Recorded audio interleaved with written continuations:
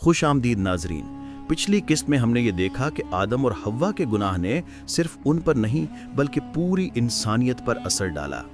हमने बाइबल के हवाला जात के जरिए समझा कि गुनाह ने किस तरह नस्ल दर नस्ल सफर किया और हर इंसान को उसके दायरे में ले आया। आज की किस्त में हम एक निहायत अहम सवाल पर गौर करेंगे, क्या वाकई हर इंसान पैदाइशी तौर पर गुनाहगार है? क्या ये सिर्फ मजहबी इस्तिलाह है या इसकी हकीकत हमारी रोजमर्रा जिंदगी में नजर आती है? पैदाइशी गुनाह की वजाहत। बाइबल के मुताबिक हम सिर्फ गुनाह करने की वजह से गुनाहगार नहीं हैं, बल्कि हम गुनाह के साथ पैदा होते हैं। ज़बूर 51:5 में दाऊद नबी कहते हैं, देख मैं बदी में बना और खता में माँ ने मुझे जन्म दिया। यहाँ एक गहरी हकीकत छुपी है कि इंसान की जड़ ही गुनाह से आलूदा है। मुकम्मल अखलाकी जवाल, टोटल डिप्रेविटी। ये इस्तिलाह बताती है कि इंसान की फितरत का कोई पहलू ऐसा नहीं जो गुनाह से मुतासिर न हुआ हो। हमारी सोच आलूदा है, हमारे जज्बात खुदगर्ज हैं, हमारा जिस्म बगावत की तरफ माइल है, हमारे फैसले अक्सर अपनी ख्वाहिशात पर मबनी होते हैं, ना कि खुदा की मर्जी पर। यिर्मयाह 17:9 में लिखा है, दिल सब चीजों से ज्यादा हिलाबाज और लाइलाज है, उसे कौन जान सकता है? रोजमर्रा जिंदगी की मिसालें। एक बच्चा झूठ बोलने की कोशिश करता है, हालांकि उसे सच्चाई सिखाई गई हो। खुदगर्जी और हसद इंसान की फितरत में बचपन से नजर आता है। माशरों में बदउनवानी, जुल्म और नफरत सिर्फ माहौल का नतीजा नहीं, बल्कि इंसानी दिल की हालत का इजहार है।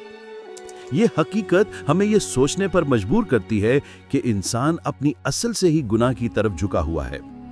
बाइबल के मजीद सबूत, रोमियो 3:10-12 में पौलुस रसूल कहते हैं, कोई रास्तबाज नहीं, एक भी नहीं, कोई समझने वाला नहीं, कोई खुदा का तालिब नहीं, सब के सब गुमराह हो गए, सब बेकार हो गए, कोई नेकोकार नहीं, एक भी नहीं।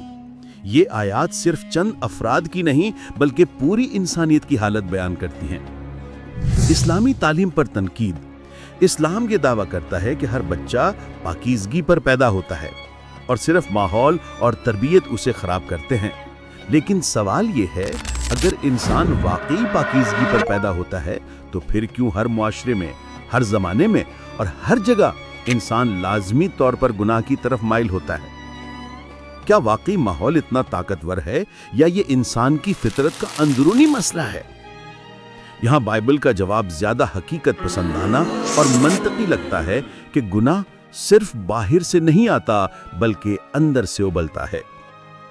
इंसानी कोशिश की नाकामी। कुछ लोग कहते हैं कि हम नेक अमाल से अपनी गुनाह आलूदगी को कम कर सकते हैं, लेकिन सवाल यह है, अगर जड़ ही खराब है तो फल कैसे दुरुस्त होगा?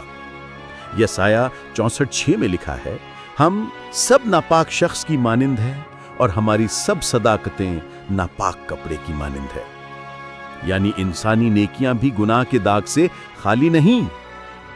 अमली नताइज। ये सच्चाई हमें आजिज़ी सिखाती है, हमें ये एहसास दिलाती है कि हम अपनी कुव्वत से निजात हासिल नहीं कर सकते। ये हमें उस तरफ ले जाती है कि हम खुदा की मेहरबानी और फजल पर भरोसा करें। तो नाजरीन, आज हमने देखा कि इंसान सिर्फ गुनाह करता नहीं बल्कि गुनाह के साथ पैदा होता है। हमारी सोच, जज्बात और अमाल सब इसके ज़ेर असर है। ये अकीदा हमें बताता है कि इंसान की असल बीमारी गुनाह है और यही बीमारी हमें खुदा से दूर रखती है। अगली किस्त में हम बात करेंगे मौरूसी गुनाह के असरात, खुदा, खुद और दूसरों से हमारे ताल्लुकात पर क्या हुआ, जहां हम देखेंगे कि गुनाह ने सिर्फ इंसान के दिल को ही नहीं बल्कि उसके ताल्लुकात को भी तोड़ डाला। तब तक के लिए खुदा हाफिज। अगर आपको ये वजाहत फायदेमंद लगी हो तो वीडियो को लाइक करें, शेयर करें और अगली किस्त के लिए चैनल को सब्सक्राइब करें।